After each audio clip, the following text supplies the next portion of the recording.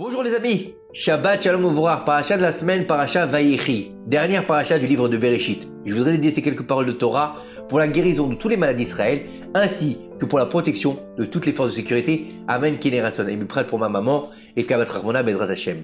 La paracha nous raconte la fin de la vie de notre patriarche Yaakov Avinu, et les recommandations faites à ses enfants avant de mourir, pour terminer par son enterrement en terre de Canaan. Les premiers qui furent bénis furent Ephraïm et Ménaché, les enfants de Yosef. Rabbi Yonatan ben Uziel dit que cette bénédiction fut que toutes les maisons d'Israël bénissent tous les garçons du peuple juif le jour de la Brit Mila par qu'Hachem te fasse devenir comme Ephraïm et Ménaché. De plus, Rashi nous explique que nous les bénirons de tout temps de cette manière, c'est-à-dire pas seulement le jour de la Brit Mila. Alors la question qui se pose, c'est pourquoi les enfants d'Israël n'ont pas été bénis au nom d'un des fils de Yaakov, ou au nom d'une tribu, ou bien au nom d'un autre de ses petits-enfants. C'est quand même bizarre.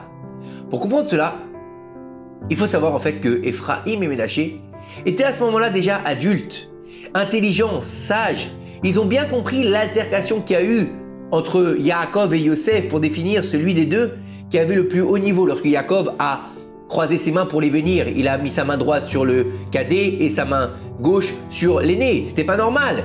Et quel est celui qui était le plus digne de recevoir la plus grande bénédiction?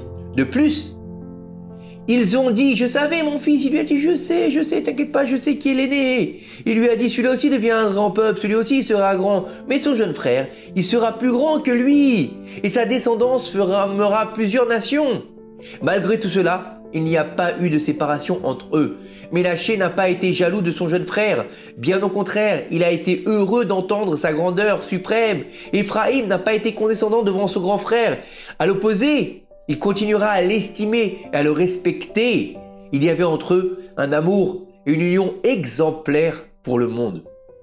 De plus, Ephraïm et Ménaché ont grandi en Égypte et ont quand même gardé leur sainteté, malgré l'impureté et la débauche environnante du pays.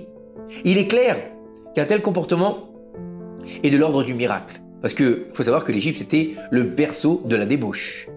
Donc, l'intention que doit avoir un père quand il bénit ses enfants, tous les Shabbats soirs, les vendredis soirs par exemple, et qu'ils soient eux aussi capables, comme Ephraïm et Ménaché, de faire Messirut Nefesh, pour garder leur sainteté, quel que soit l'entourage dans lequel ils se trouveront dans le monde, qu'ils ne soient pas influencés par le mal et qu'ils se comportent en leader de la sainteté complète, pour suivre le chemin de Yosef Hatzadik, qui a su garder, qui a su se protéger de toute la débauche malgré la tentation.